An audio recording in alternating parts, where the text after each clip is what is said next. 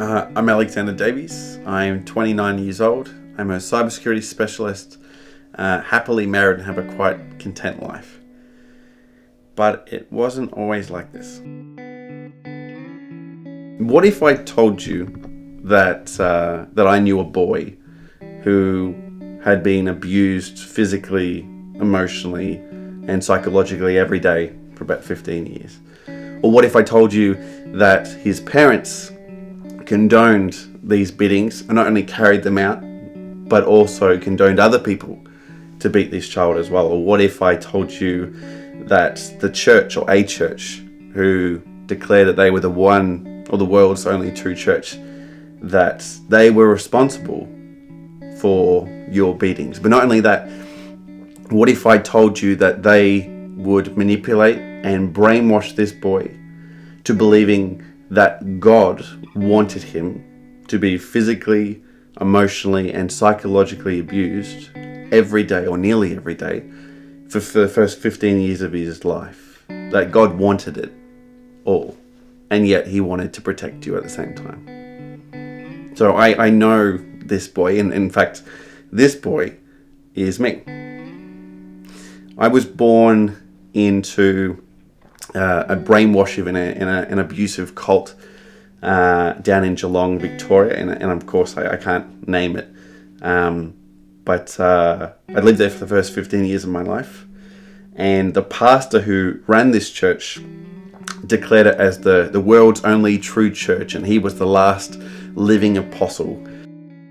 At age 15, after being told by the pastor of this cult that God wanted to beat you to a pulp nearly every single day, they wanted to break you physically, emotionally, psychologically, and spiritually, for nearly 2 decades, I finally snapped and I left the cult. And from there I lived with my father. Still being manipulated by the church, it didn't mean that the sort of veil lifted from everything. I still thought my father was dad, a loving, supporting person. And so I lived with him in a 1-bedroom unit with my sister, and eventually was kicked out. He threatened to break my legs multiple times. From being kicked out, I lived on the floor of a drug addict's home. I then, being kicked out of there, they didn't want me anymore, I then lived in a caravan. And it was a cold and rusty and old caravan on this random lady's backyard. And she wouldn't let me sleep in the house at night. And eventually, I was lucky enough to be welcomed into a halfway house. And I say that sarcastically because it was a halfway house built for kids who had no one to care for them, no one to look after them, or no one to love them. And I lived in this house for 4.5 years, and every single day was a constant reminder that you had no one, that no one loved you, that no one wanted you, no one pitied you to the point where they didn't even want you to live under the same roof as they did. And it was at that time, during living in this halfway house designed for kids that had no one to love them, care for them, look after them, is my father came back into my life. Wonderful. And he asked for my forgiveness, and he gave me a hug. He said that he loved me. And for about a month, he was the dad I always wanted him to be. And then 30 days later, he hung himself. And he left no note. He left nothing. And that was just another thing to hate God over.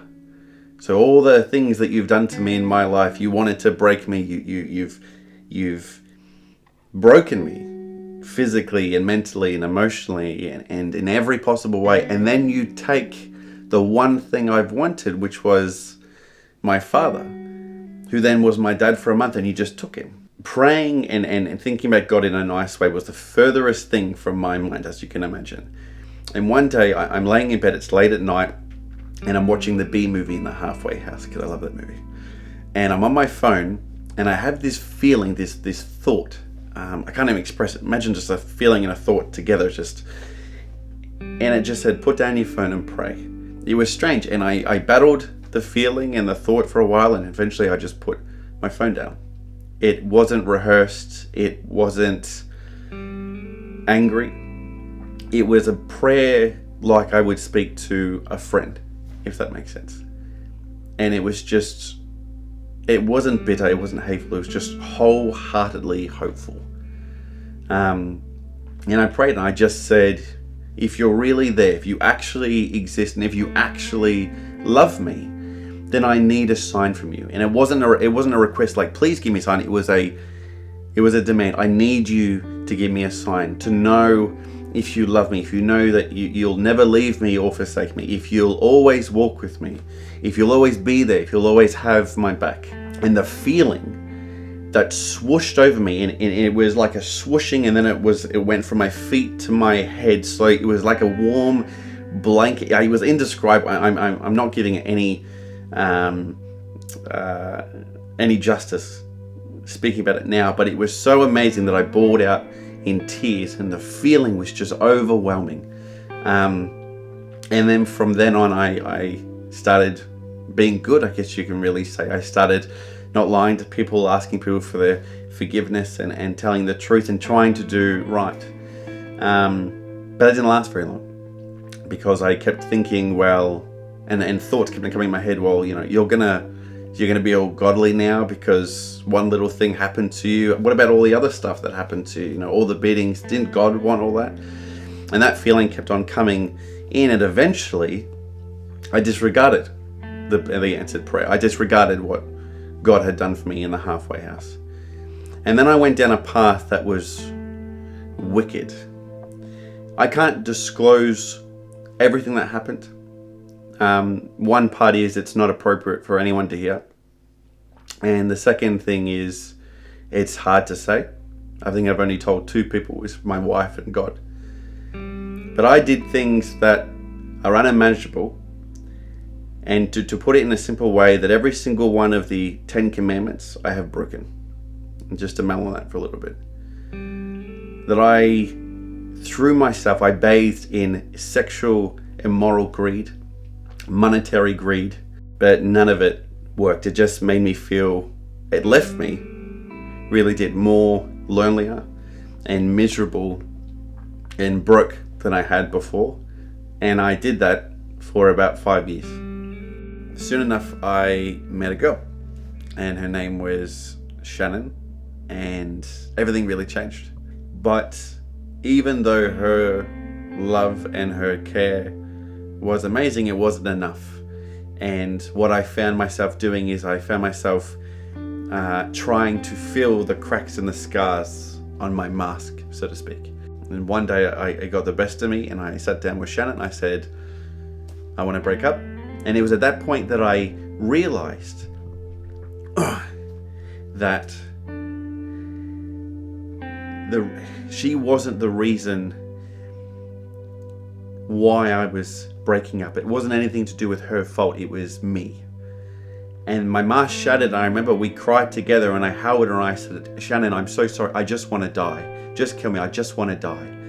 I just want to die. And I repeated it over and over again. But before I did anything, I remember I had my last shower, I guess you can say, and I just collapsed on the shower floor. And as sort of like a last Hail Mary, I didn't pray for God to come into my life, nothing. There was still this detest, there was still this bitterness towards him.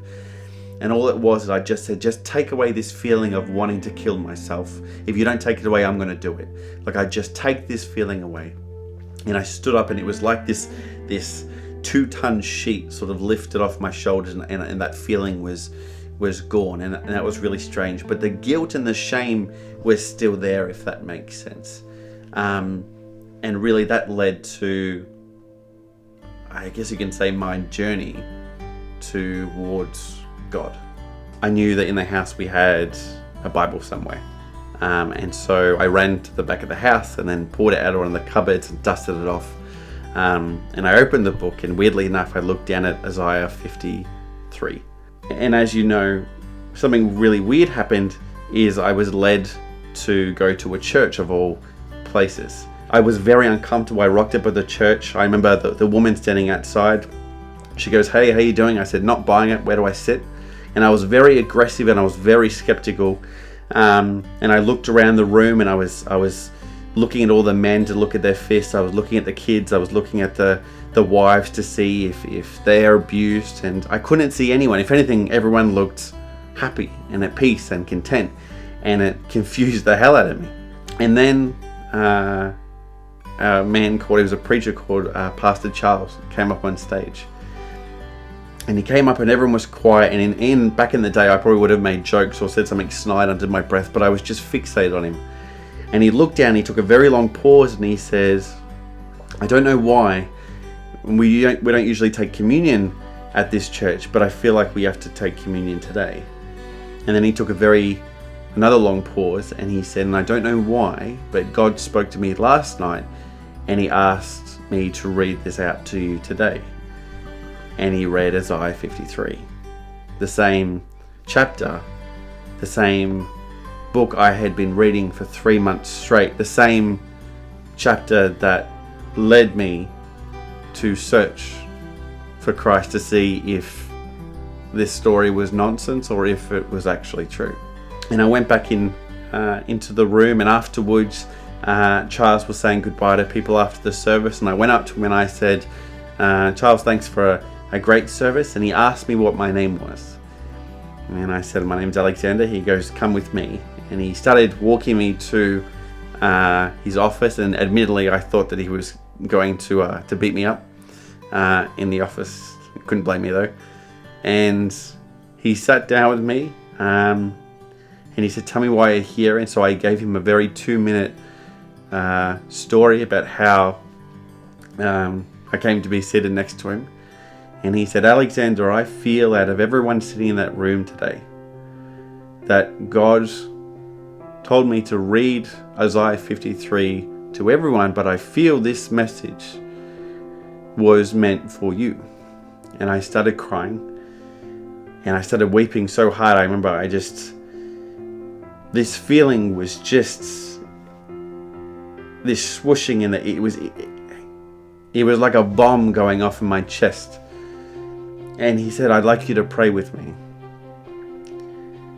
And I said, "What do I say?" He goes, "Say whatever's in your heart." And so I bowed my head, and after everything that happened, I asked Christ to come into my life. And I asked him to forgive me of all the sins that I had committed against a holy and righteous and just God. And asked me to come into my heart and come into my soul and my mind and transform my life. And from that day, I had become a Christian. And throughout my whole life, I've always wanted family and friends and a partner and a father and an identity. God didn't just give me a family, he gave me two. That God didn't just give me friends, he gave me the most caring friends anyone could ask for. God didn't just give me a wife or a partner, he gave me a beautiful wife. He didn't just give me a father, he had been that father that I had craved my entire life, and he had been there all along. And he didn't just give me an identity, he gave me an identity through him and for him through Christ. That after 28 years, I went from hating God to loving God.